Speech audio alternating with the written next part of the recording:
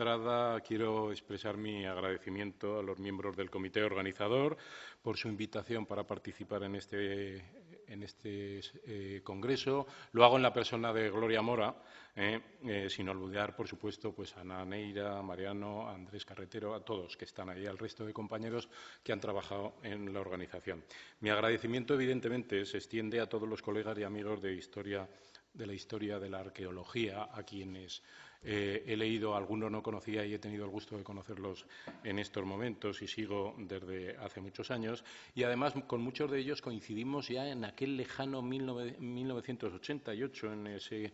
mítico, para mí por lo menos, yo era un estudiante que empezaba a hacer cosas de historiografía, en el Congreso sobre historiografía de la arqueología y de la historia antigua, con Ricardo Olmos y Javier Arce, etcétera, y con quien algunos de ellos he mantenido durante este cuarto de siglo largo pues muchas relaciones. A otros, con Antonio Dupla, Gloria ya lo he dicho, pero con Antonio Dupla somos amigos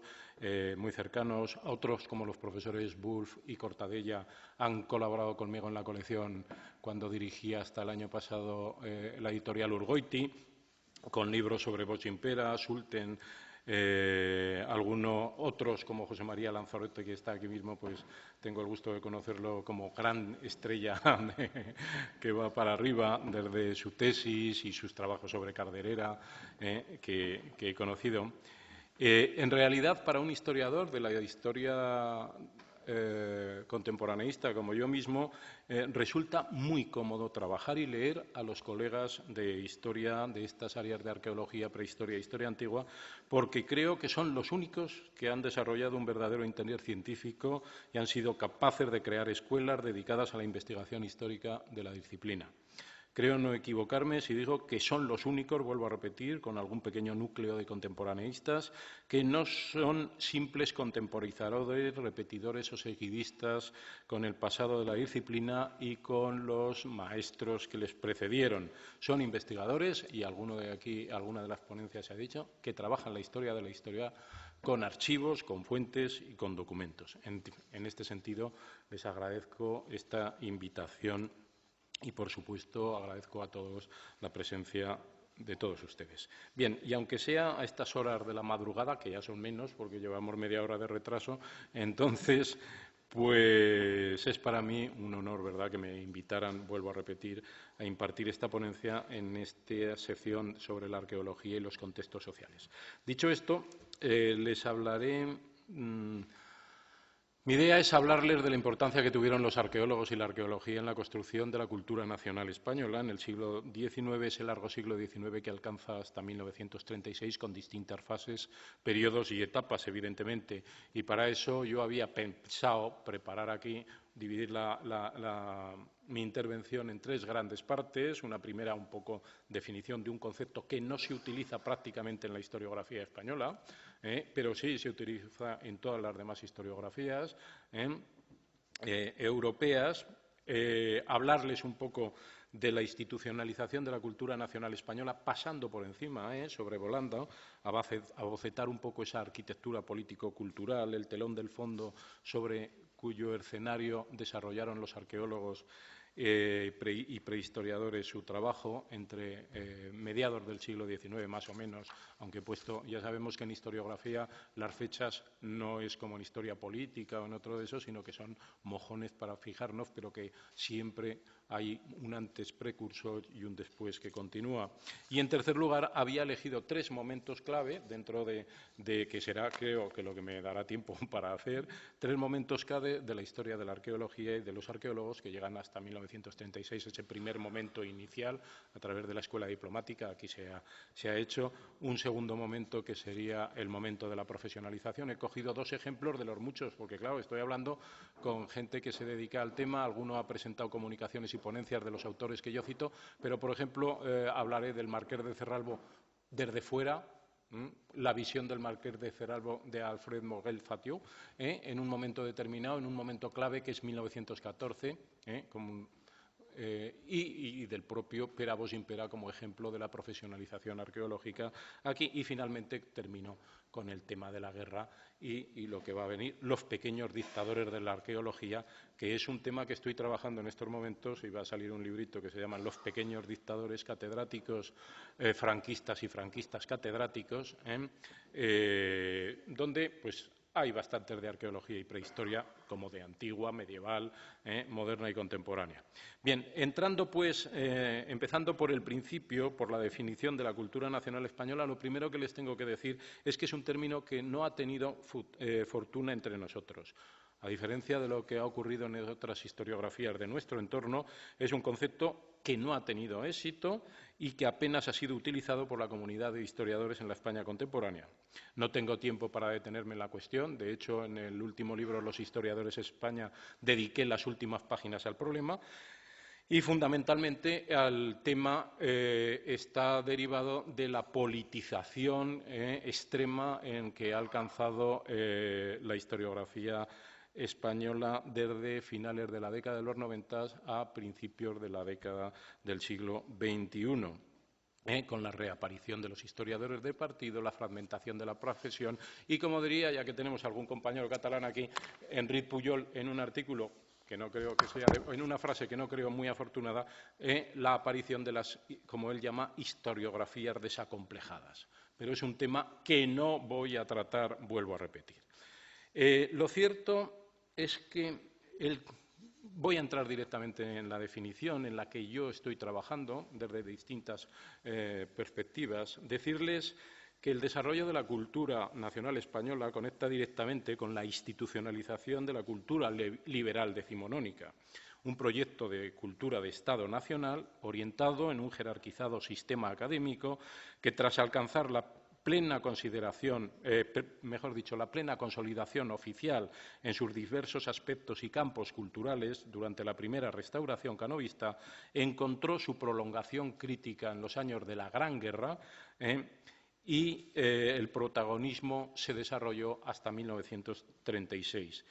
por todos esos científicos e intelectuales que habían abierto nuevos caminos, rompieron con el academicismo, pero mantuvieron la cultura liberal y que terminará en 1936. Al respecto, importa tener presente que, sin estar libre de la estereotipación reductora y lejos de haber seguido una evolución lineal, la realidad de la cultura nacional española se había ido construyendo a lo largo de casi siglo y medio en el espacio de expectativa regido por la búsqueda de una configuración unificada de la patria que nunca llegaría a concretarse de una forma definitiva ni cerrada,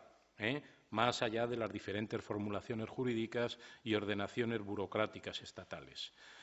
Con un origen que entronca en una monarquía hispánica generadora de naciones, en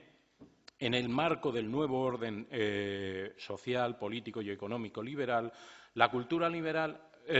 nacional española lo hizo proyectándose a la vez como un concepto matriz cuyo proceso de categorización se fundió sobre el crisol del pluralismo, siempre del pluralismo, de las creencias nacionales y las dinámicas generadas por la interrelación de las diversas culturas políticas, burguesas y obreras, las convenciones simbólicas y la fusión integradora de la cultura española con sus escuelas literarias, artísticas o historiográficas. Aquí hay un debate, pero bueno, está allí. Pero también mediante la decantación, evidentemente, de los materiales vertidos en el recipiente de los conflictos y las tensiones permanentes provocadas por el antagonismo de las ideas, las disensiones internas acerca del presente y el futuro de la comunidad nacional, las sinrazones de la alteridad y las imágenes parciales, el doctrinarismo sectario y el enfrentamiento secular de las dos Españas. Todo eso. En este sentido, el desarrollo de la cultura nacional, cuyas raíces crecen en la centuria decimonónica, fue el resultado de diversas influencias, de ingredientes propios y de lo sucedido con otros países. Y en ese sentido, los arqueólogos van a tener una contribución dentro del marco de las que proporcionarán la historia a esta cultura nacional. Tendrá que llegar 1936 para que la cultura política del franquismo terminara contaminando y manejando la noción hasta transformar su nombre y vaciarla de contenidos. En adelante se impuso la definición unívoca frente a la heterogeneidad y pluralidad del siglo XIX de la cultura liberal, entre comillas lo de liberal. A partir de 1939 se impuso la definición unívoca y uniforme o uniformizadora de la cultura de la nación de España como resultado del proceso de fascistización del Estado y la implantación impositiva de unas premisas ideológicas únicas sobre todas las demás.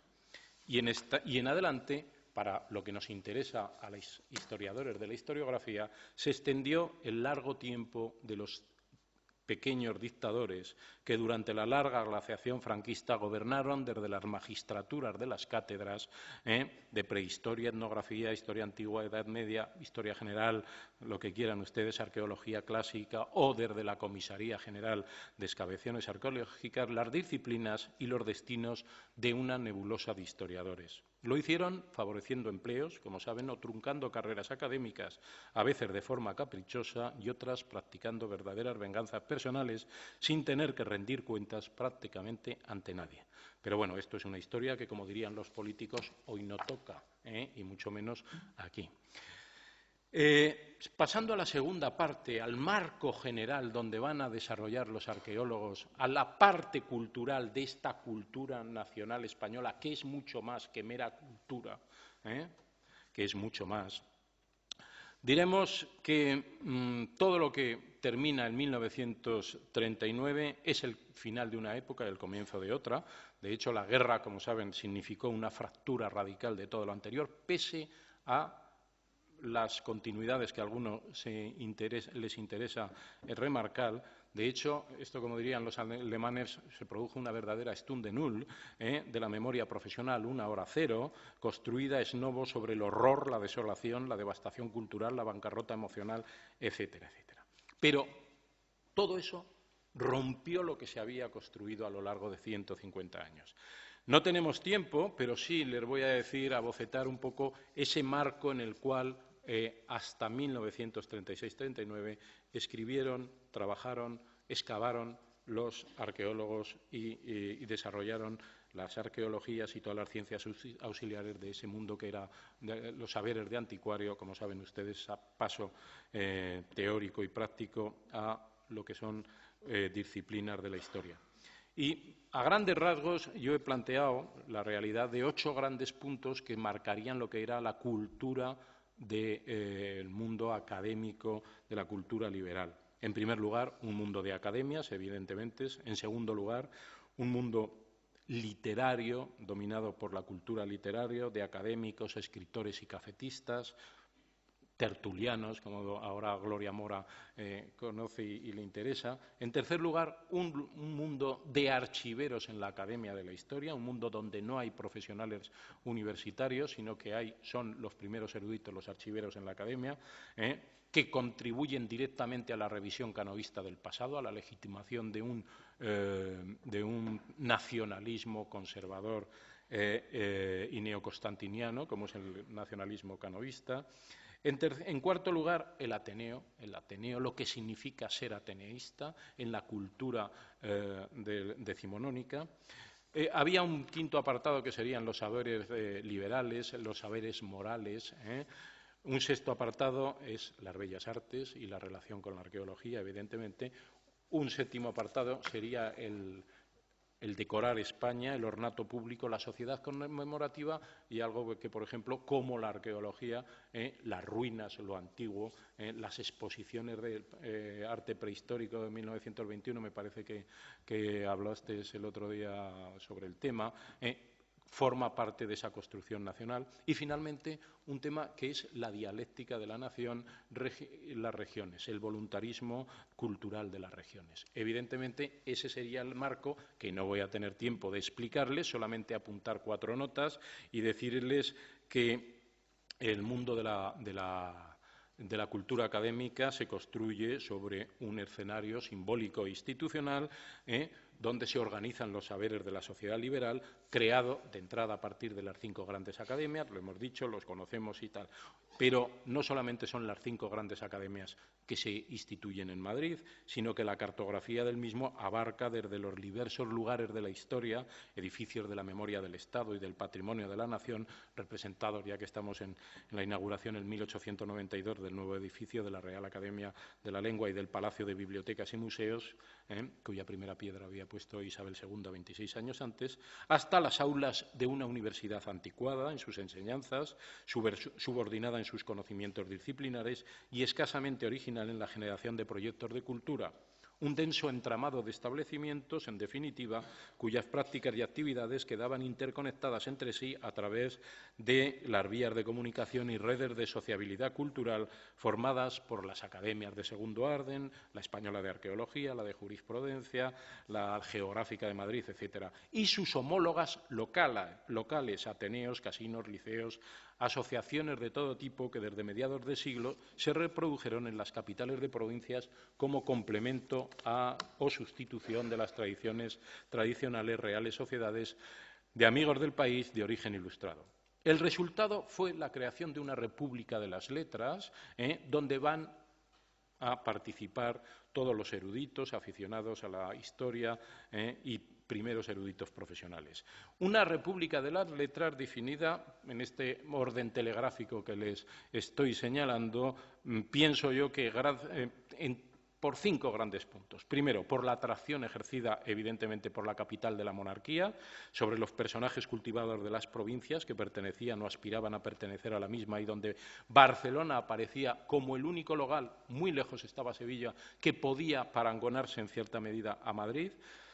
En segundo lugar, por tratarse de una construcción fruto del consenso establecido por los políticos del periodo, en la que, al lado del hosco conservadurismo neocatólico y de exaltación patriotera del nacionalismo español impuesto por Cánovas del Castillo, existieron, por supuesto, espacios de pluralidad para las representaciones culturales de lo español y de la nación de inspiración liberal progresista, democrática, republicana y regionalista. Tercero, por responder su diseño a las necesidades de las selectas minorías de políticos cultivados, profesionales, universitarios liberales, que fundamentalmente surgen a partir del bienio progresista y desempeñaron primeros puestos en la política y la vida cultural española en los regímenes que se sucedieron hasta finales del XIX. Un universo de élites cuya confianza descansaba en una serie de principios como era la idea de los hombres geniales, la individualidad, la razón, el progreso, la amistad entre discrepantes, el autodidactismo, el carácter proteico de sus intereses y actividades culturales. En cuarto lugar, porque a pesar de sus limitaciones y a la planificación poco sistemática de la imaginación burocrática de la Restauración, que era mucho más que centralización y uniformización, represión y dominio espurio, como se planteaba en algunos sitios, promovió los intereses culturales de las burguesías de provincias como una forma de fortalecerse a sí misma y desarrollar de manera complementaria la unidad cultural de la cultura nacional. Y, finalmente, porque el camino que va de la experiencia a la esperanza en el modelo, el academicismo constituirá la propedéutica sobre la que se fundó no solo el aprendizaje intelectual de una época, sino lo que es más importante, la aproximación mimética y la emulación personal, la elección de individualidades y el reagrupamiento ideológico, el ingreso en las sociedades culturales y, en definitiva, la búsqueda de aquellos elementos que podrían favorecer carreras y sociologías de la fama. Bien, ese sería el marco. Luego teníamos, como decía Walter Benjamin, la importancia de que estos señores se reunían en cafés y había por toda España, no lo voy a decir, por cierto, ya que hemos hablado y luego lo diré, Ricardo Baroja, que fue archivero, como saben, escribió un Gente del 98, ¿os acordáis?, que es una maravilla, una descripción de los ambientes, de esos, como él llamaba, esas cofradías de famosos aspirantes a la fama y principiantes que mantenían el fuego sagrado de las letras. Un libro especialismo. Es estupendo. En ese marco, vuelvo a repetir, los archiveros van a ejercer una función fundamental. Esos archiveros que se reunían en cafés, pero también en tertulias, en las casas de los aristócratas. Recuerden la importancia que tuvo la de Joaquín Guillermo de Osma, el yerno del duque del conde de Valencia de Don Juan, y ahí se reunían una serie de archiveros y que fueron los profesores de la Escuela Superior de Diplomática, como supongo que se ha dicho aquí y hace tiempo escribí, quienes otorgaron el crédito intelectual al centro, a la Academia de la Historia, y la legitimación historiográfica a través del crédito intelectual que aportaban a la legitimación del pasado del nacionalismo canovista. Por supuesto, el Ateneo, si eso era por una parte, en el Ateneo se encontraban los discrepantes, se encontraban aquellos centros, los espacios de opinión que podían crear nuevas modas, nuevas tendencias y discrepar de la construcción nacional. De hecho, no solamente eso, no solamente los debates científicos y la recepción de corrientes y modas fue fundamental el Ateneo de Madrid y los Ateneos de todas las capitales de provincias, por supuesto, sino que es importante que ateneísta se convirtió en esos ateneístas que paseaban por los altos y bajos pasillos y de la cacharrería o estudiaban en la biblioteca, se convirtió en una categoría sociocultural, una condición necesaria para ingresar en los diversos círculos intelectuales del país y darse a conocer en la República de las Letras. Bien, voy muy rápido. Uno de los grandes ateneístas, y para que ese ejemplo de lo que sería ese mundo cultural sería Joaquín Costa. Como es aragonés, lo digo yo, y además como le interesaban los íberos, y el otro día homenajeamos a Guillermo Fatás, que acaba de sacar un libro, publicó hace un par de años un libro sobre Costa y los íberos, pues eso, acordaros que en 1895 en el Ateneo Costa dio esa conferencia Viriato y la cuestión social en España en el siglo II antes de Jesucristo, y tú sabes también como Telesforo Aranzadi el año antes había hablado las razas que componen el pueblo español, todas estas cosas. Bien, el mundo de morales y política, pero sí me quiero detener un momentito en el mundo de la importancia que tuvo la Academia de Bellas Artes, como lo saben, en el proceso de institucionalización de esa cultura nacional. Antes de nada, por la significación que tuvo en la conservación de los monumentos del reino o las ruinas de la nación, a través de las comisiones provinciales y otras muchas cosas. Y luego fundando instituciones, el Archivo Histórico Nacional, con la Academia de la Historia, evidentemente, y el Museo Arqueológico que tenemos aquí. Respecto al tema del ornato público de la decoración, es importante la creación en ese ambiente de una sociedad conmemorativa, en la que participan los archiveros en las distintas, tanto en Madrid como en las distintas capitales de provincias. Una sociedad conmemorativa que en muchos casos, yo he rastreado las aragonesas, se mantienen prácticamente los mismos hombres desde 1835 hasta 1939. Son los mismos los que controlan todos los acontecimientos, conmemoraciones que se hacen, desde la Corona de Aragón a la Guerra de Independencia, todo. Es una sociedad conmemorativa en provincias conservadora que están ahí. En esa sociedad conmemorativa me interesaba recordar cómo de las conmemoraciones, de esas conmemoraciones que emerge un espacio artístico nacionalizado, las exposiciones, las arqueologías, las obras arqueológicas, los depósitos de antigüedades van a tener muchísima importancia en esa participación. Y finalmente, del voluntarismo de las regiones no les voy a decir nada porque es un tema que podríamos estar, como se establece una dialéctica donde dentro de las regiones aparecen los cantores de las regiones de dos tipos fundamentales, aquellos que van a saltar al primer plano nacional y aquellos otros que quedan limitados al espacio local, que el Pío Baroja, el hermano de Ricardo, como saben, en La nave de los locos representó muy bien con el señor Golfín, ese de Teruel, que se sabía todas las piedras de Teruel, pero solo hasta el límite de Teruel y nada más que de Teruel. Pío Baroja, y tenía muy mala idea cuando decía eso. Bien, el marco general. La última parte de mi intervención, en 5 minutos, claro, pues era lo que decía. Bien, si nos ponemos pues en esta torre farnesia, esa torre farnesia que nunca existió, salvo en la imaginación de Stendhal, podemos divisar el paisaje desde donde trabajaban los arqueólogos y fijándonos en 3 grandes momentos que son los que marcan en general también la historiografía, el desarrollo de la historiografía liberal española. En un primer momento,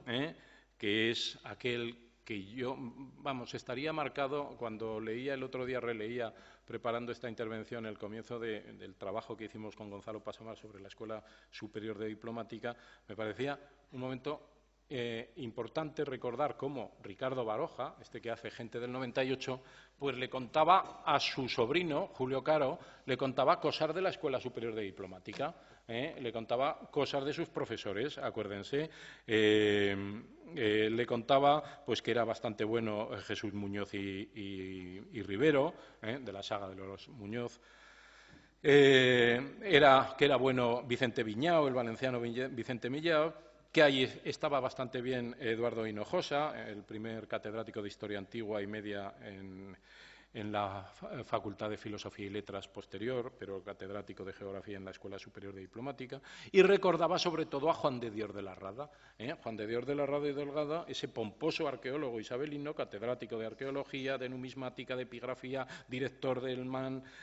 y a que todos los estudiantes, siempre me acordaba, todos los estudiantes con el himno de Riego le cantaban esa canción de la letra Juan de Dios, es un de la Rada y Delgado, es un hombre que vale por dos, profesor que nada ha explicado, no es Delgado ni Rada ni Dios. Bueno, entonces, claro, es un poco el ejemplo de ese hombre perfectamente integrado en el sistema canovista, que llegó a todos los cargos, y es un poco el recuerdo que nos lleva a esa primera arqueología con Manuel Lasas, el primero que escribe un programa de arqueología, de Juan Catalina García, aquí parece que Rosario Serrano habló sobre Juan Catalina García, de José Ramón Mérida, pero también es esa arqueología de los primeros catedráticos aficionados, Manuel Góngora, y todo el mundo de esos arqueólogos prehistoriadores originales, Tubino, Bonsor, Vilanova, Piera, todos los que conocen ustedes. Yo he cogido de ese modelo para que veamos como ejemplo un caso, podía haber cogido otros, pero para que veamos cómo el arqueólogo de ese momento es un erudito aficionado, no especialista, el caso de Eduardo Saavedra y Moraga, el amigo del padre Fidel Fita y Colomé, y todas esas. Para mí ejemplifica a la aristocracia intelectual del modelo académico. Un matemático y arquitecto, sus trabajos de campo, como sabemos, de las líneas férreas, estimularon, además de su gusto por las antigüedades nacionales, descubridor de Numancia, primeros arqueólogos, etcétera, etcétera, la vinculación de la cultura política conservadora y el poder y la arqueología, el conocimiento. Al mismo tiempo, en esa Academia de Ciencias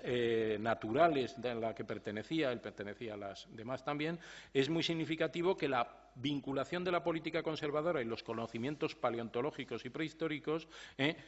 dirigidos a buscar las razas aborígenes de la península ibérica, estuvieron representados por Juan Vilanova y Piera, lo sabemos. Y todo este señor, un personaje que se dirigía a confirmar científicamente los orígenes étnicos de la nación española y demostrar que los íberos fueron el primer pueblo español que logró la unidad ibérica. En este rango estaban conectados perfectamente con Cánovas del Castillo. Tenía más cosas del momento, pero voy a saltar al segundo gran momento, que es el que más me interesa personalmente. Por eso yo voy aquí ya. Es decir, empezamos 29, me quedan 2 minutos. Bueno, el segundo gran momento que nos llevaría a situarnos en este parteluz, es ese parteluz que significa 1914, la Primera Guerra Mundial. Y en la Primera Guerra Mundial, estamos en el centenario, deciros que es el momento, alrededor de esa primera, fundación de la JAE, Centro de Estudios Históricos, comisiones. Pero de todos esos yo había elegido a 2 personajes. Uno, el Marqués de Cerralbo, como conocéis, pero como saben todo del Marqués de Cerralbo y han visto todos sus archivos y tal, yo solamente dar una noticia, y es que, por ejemplo, en Versalles, en la Biblioteca Municipal de Versalles, entre la correspondencia de Alfred Morel Fatio, hay 2 carpetas muy interesantes, una está dedicada al Marqués de Cerralbo y otra a Adolfo Sulten. Morel Fatio es un patriota francés, es el padre del modernismo, del hispanismo francés y es el padre del hispanismo español. De hecho, todos estudian con él, desde su puesto en la biblioteca, en la sección española de manuscritos españoles de la Biblioteca Nacional de Francia, esa de la calle de los españoles, como lo llamaban, en el centro, pues ahí controlaba el modernismo, los estudios sobre Carlos V, el emperador. Bueno, En 1914 ya saben ustedes que los franceses dieron un paso, los historiadores franceses dieron un paso al frente. Hay un montón de arqueólogos que mueren, alumnos de la École des Arts que mueren, muchos de ellos, y dan un paso al frente y se hacen patriotas. El historiador patriota. Luego se harán pacifistas cuando pierdan, pero bueno, eso es otra cosa. Morel Fatio se pone al servicio de en ese gabinete de trabajo que él tenía con la fotografía de Menéndez Pelayo y Galdós, tenía esas dos, se pone al servicio de la Patria, y la Patria le exige hacer unos informes sobre los españoles, y si pertenecen, ahora mismo termino, y si pertenecen son aliadófilos, favorecen a Francia o no. Bueno, hace un informe, ya sabéis que, y aquí Lanzarote lo conoce muy bien, que cercan al marqués de Cerralbo. El abate Breil, acuérdense, el abate Breil y otros, que había entrado en la Escuela Militar de París, fue asignado al Servicio de Información Nacional de la Embajada Francesa en Madrid, y su trabajo es cercar al marqués de Cerralbo. Y hay unas cartas estupendas sobre el tema, aunque dice, bueno, el marqués de Cerralbo es carlista, pero no es una bestia. Como es arqueólogo y tal, bueno, hay una cosa. Luego, eso sí, el que es una bestia es Sulten, que además es alemán, y dice, explorador de las ruinas de Numancia, en un artículo del Deutsche Rundschau, trata a los habitantes de Castilla de esquimales y anhela que nuestra época contemple lo que no han logrado los cartagineses, los romanos, los godos y los árabes: la colonización de la alta planicie castellana, su separación de África y su anexión a Austria. Bien, a Europa. Bien, el segundo personaje, todo el mundo lo conocemos, hay algunos de los grandes especialistas en él, pero a mí lo que me interesaba, que es Bosch Impera. Sí, un poco el Morel Fatio, la internacionalización de la comunidad de arqueólogos, Bosch Impera es la recepción, la profesionalización, la utilización de los recursos, transmite a sus discípulos los principios básicos de la profesionalización, lo saben ustedes perfectamente. Y finalmente la última etapa es la etapa más triste, esa etapa que tendría un precedente con el crucero del Mediterráneo, que también lo conocen perfectamente, donde participan todos y cuyo final es un poco la guerra civil y cómo las escuadras falangistas se llevan de arqueólogos prehistoriadores, empezando por el filonazi Martínez de Santolaya, continuando por su discípulo seguidista Carlos Alonso del Real. Todos luego tuvieron procesos de desfascistización, pero los orígenes hay que conocerlos muy bien. Carmelo Viñas, que decía que hay que romper con los principios de científicos y volver a la santa intolerancia, que es lo más importante. Carlos Alonso del Real, Viñas, Martín Almagro, todo el mundo conocemos los batallones a través de los trabajos de Francesc Gracia que tenemos aquí, como los presos republicanos del Batallón Disciplinario de Soldados y Trabajadores 46 se pusieron al servicio para excavar Ampurias. Bien, también sabemos, y con esto quería terminar, un poco como algunos de ellos no solamente se convirtieron en pequeños dictadores desde la Comisaría General de Excavaciones, como Santolaya y otros, sino que se dedicaron a quemar libros, y por eso quería terminar con una cosa tuya, como en el Museo Natural, pues Carlos Alonso del Real y Martínez Santolaya presidieron las quemas, el incendio. Bien. Me faltan las conclusiones, pero no da tiempo. Ya os podéis imaginar las conclusiones. Entonces, en fin, termino amable, rápidamente y cordialmente agradeciendo a todos ustedes su atención y muchas gracias.